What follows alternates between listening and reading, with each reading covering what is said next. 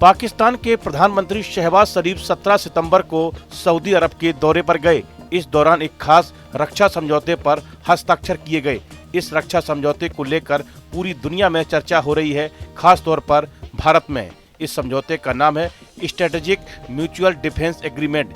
Saudi Arab और पाकिस्तान ने NATO style का रक्षा समझौता किया है। इस समझौते का सबसे अहम पहलू यह है कि दोनों देशों में से किसी पर हमले को दोनों देशों पर हमला माना जाएगा। यानी अगर पाकिस्तान पर कोई हमला होता है तो उसे सऊदी खुद पर हमला मानेगा, जैसा कि नाटो देश मानते हैं। भारत और पाकिस्तान में हालिया महीनों में लगातार तनातनी देखी गई। ऐसे में पाकिस्तान के सऊदी को अपने साथ लाने की पहल को भारत के खिलाफ गठजोड़ की कोशिश की तरह देखा जा रहा है।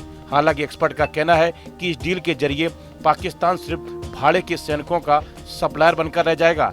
लेकिन यह भी जानना जरूरी हो जाता है कि पाकिस्तान और सऊदी अरब में किसकी सेना कितनी ताकतवर है और ये भारत के सामने दोनों कहां टिक पाएंगे। फायर पावर इंडेक्स देखें तो पाकिस्तान 12वें और सऊदी अरब 24वें नंबर है, जबकि भारत की सेना चौथे नंबर पर आती है। सऊदी अरब में जहां 2,57,000 सैनिक हैं, तो वहीं पाकिस्तान में यह संख्या 6,54,000 है, जबकि भारत के पास 14 लाख सक्रिय सैनिक हैं। सऊदी अरब के पास एक भी रिजर्व सैनिक नहीं है, वहीं पाकिस्तान के पास 5.5 लाख रिजर्व सैनिक हैं और भारत के पास 12 लाख रिजर्व बल मौजूद है। टैंक की बात करें तो पाकिस्तान के पास कुल 2,627 टैंक हैं, सऊदी अरब के पास 840 टैंक हैं और भारत के पास 4,201 टैंक हैं। सैन्य बजट की बात करें तो सऊदी अरब का बजट $78 बिलियन है, वहीं पाकिस्तान का कुल बजट लगभग $9 बिलियन से भी कम है, जबकि भारत का रक्षा बजट $79 बिलियन से भी ज्यादा है। पाकिस्तान के पास कुल एयरक्राफ्ट 1399 हैं, वहीं सऊदी अरब के पास 917 हैं। भारत की बात करें तो उसके पास एयरक्राफ्ट की संख्या 2,296 है। फाइटर जेट की बात करें तो पाकिस्तान के पास 328 फाइटर जेट हैं, सऊदी अरब के पास 283 और भारत के पास 513 फाइटर जेट्स हैं। दोनों देशों के पास एक भी एयरक्राफ्ट कैरियर नहीं है, जबकि भारत के पास 2 एयरक्राफ्ट कैरियर है।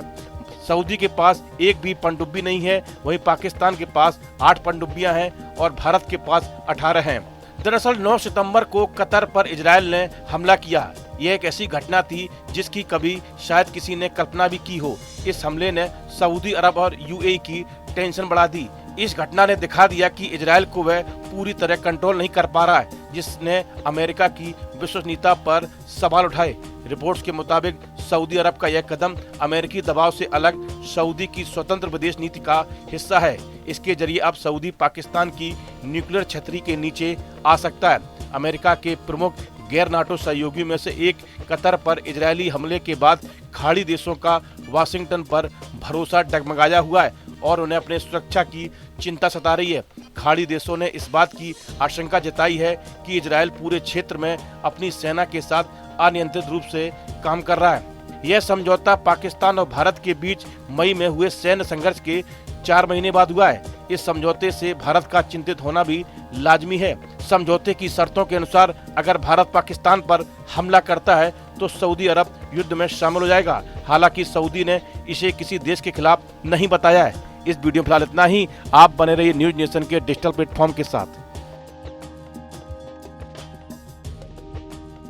जहां भक्ति है हर शब्द में, कथाओं में छुपे हैं दिव्य रहस्य और ज्योतिष देता है जीवन को दिशा। धर्म से जुड़ी हर बातों को जानने के लिए हमारे चैनल स्तुति को सब्सक्राइब करें।